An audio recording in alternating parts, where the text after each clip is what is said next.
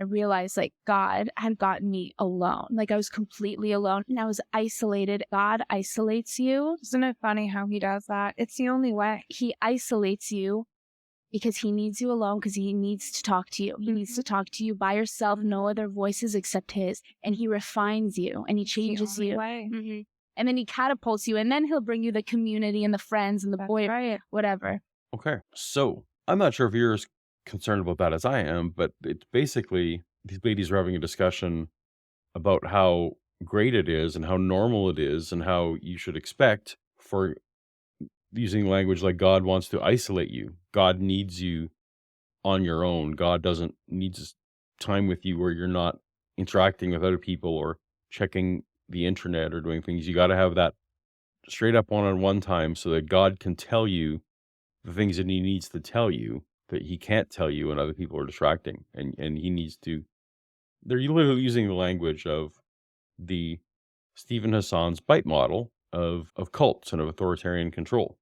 You probably can't, let me see if I can make this a little bigger. Anyway, in the bite model, there's 4 aspects you can kind of tell if something is cultish or controlish behavior. There's behavior control, information control, thought control, and emotion control.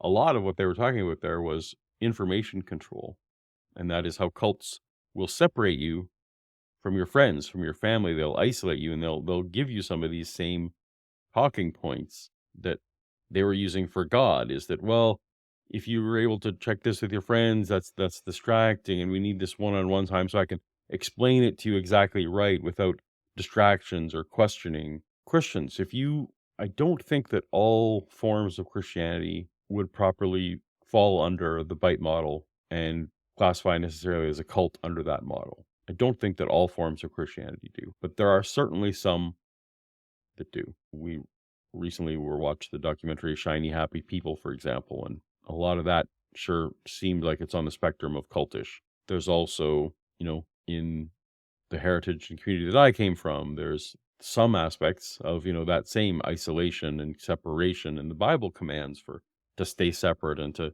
stick to your own community and the like-mindedness and that kind of thing. I just wanted to say again, if your God needs you to not double check him, to not have community with other people, to need that one-on-one time where you're separated for essentially indoctrination and for agreement, that's a red flag. That's not what I don't think is a healthy form of any religion or any Christianity.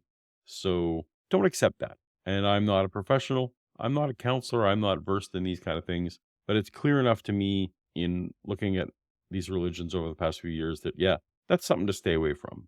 So that's just a piece of cautionary tale from a former Christian to a current Christian. Be careful that your faith doesn't cross over from a faith to a cult.